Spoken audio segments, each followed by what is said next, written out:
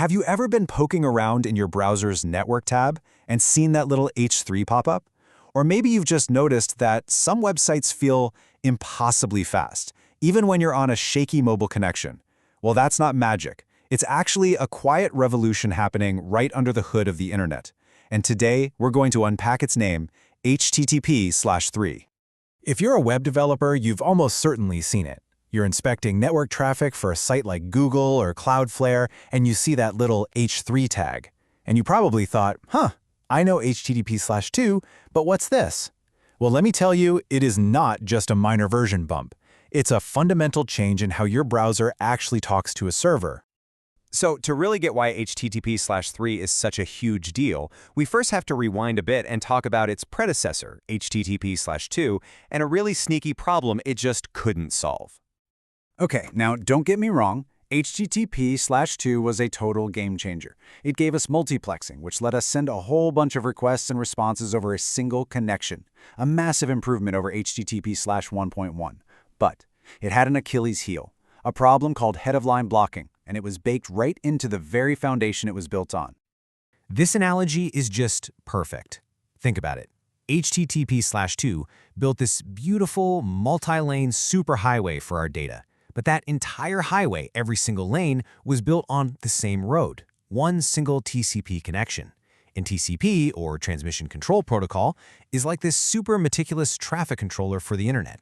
Its main job is to make sure every single packet arrives in the exact right order. So what happens if just one of those packets gets lost along the way? Yeah, exactly that. One dropped packet, maybe from a spotty Wi-Fi signal, and TCP's reliability mechanism just slams on the brakes. It stops everything and says, whoa, hold on, I'm missing a piece, and nobody moves until I find it. So all the other streams, even the ones whose data has already arrived safe and sound, are just stuck. The entire highway grinds to a halt because of one stalled car. This whole traffic jam problem was so fundamental to TCP that the only way to fix it was to do something radical. It wasn't about adding more lanes to the highway. It was about ripping up the road and building something completely new. And that's where QUIC comes in. So here's the absolute key takeaway. HTTP3 does not run on TCP. It just throws it out and runs on UDP instead. Now, for years, we've thought of UDP, the User Datagram Protocol, as the fast but kind of unreliable protocol. For things like live video streaming, where it's okay if a few pixels get dropped here and there. But what QUIC does is it takes that raw speed of UDP and builds the reliability of TCP right into it, plus modern TLS 1.3 encryption from the get-go. This chart really tells the whole story. I mean, look at HTTP/1 and HTTP/2.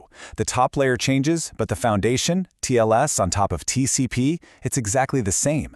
But then you get to HTTP/3. We're not just tweaking things. We rip out both TLS and TCP and replace them with one single integrated layer, QUIC, running on UDP. This isn't just an evolution. It's like a full engine replacement.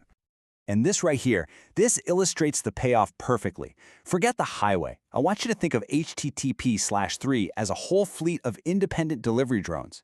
Each drone is carrying a piece of your website, an image, a script, some CSS. Now, if one of those drones gets delayed, who cares? The others just keep going. They fly right past it and deliver their packages. There's no single point of failure that can block everything else. Okay, so we've solved the traffic jam. That's huge. But the benefits of this new architecture go way beyond just avoiding head-of-line blocking. It makes the entire process of connecting to a website faster and a whole lot smarter. So whenever your browser connects to a server, they do this little negotiation dance called a handshake. With the old TCP and TLS stack, this took multiple back-and-forth trips just to get set up. Each trip adds latency. Well, QUIC combines all those steps. For a brand new connection, it takes just one round trip, or one RTT. That's the time it takes for a signal to go from you to the server and back again. Just cutting this down gives you a serious speed up right from the start. But here's where the real magic happens. If you've connected to that server before, QUIC can achieve what's called zero round trip time, or zero RTT.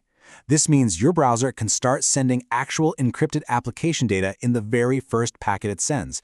No waiting. For users, this is what creates that feeling of near-instant page loads on sites they visit all the time. Let's just visualize that for a second. The old way was this clunky, multi-step dance. It was like, hello server, let's talk TCP. Okay, sounds good. Great. Now let's talk TLS. Okay, fine. With QUIC, it's just one move. Hello, here's my encrypted request. Let's go. It just completely flattens that initial handshake overhead. And there's more. Connection migration is a huge one, especially for the mobile world we live in.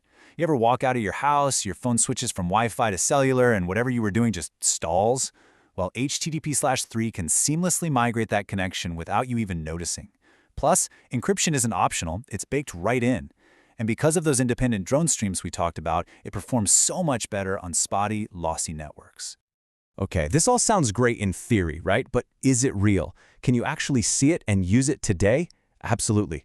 Let's take a look at how this shows up in the tools you're already using every single day. You know, this isn't some far-off future technology. Right now, about 30% of the top websites already support HTTP/3. All the major browsers are on board, the big CDNs are on board, the shift is already happening, which is why getting a handle on it now is so important. Okay, here's your first piece of homework. It's easy. Pop open the DevTools in your browser, go to the Network tab, and just right-click on the columns at the top. Make sure protocol is checked. Now go visit Google or any other major site, and you'll see it. H3, right there. You're probably already using it and didn't even know. You can also see it right from your command line. Modern versions of curl have an _HTTP3 flag built in. Just run this command against the site that supports it, like google.com, and boom, you're making a request over QUIC. It's a super simple way to confirm support. And what if you want to start building with it? Well, it's getting easier all the time. Nginx has experimental support, and in Node.js, you can actually spin up an HTTP/3 server today just by using an experimental flag. The whole ecosystem is maturing, and it's maturing fast. All right, we've covered a ton of ground. So let's boil this all down into a quick little cheat sheet with the absolute key things you need to remember.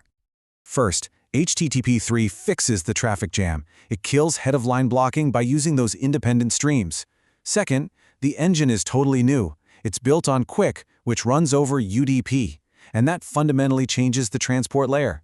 And third, the payoff for users is real and tangible. Faster connection setups with zero RTT, and a much smoother, more resilient experience on mobile. So here's your call to action. Open up your DevTools and start looking around.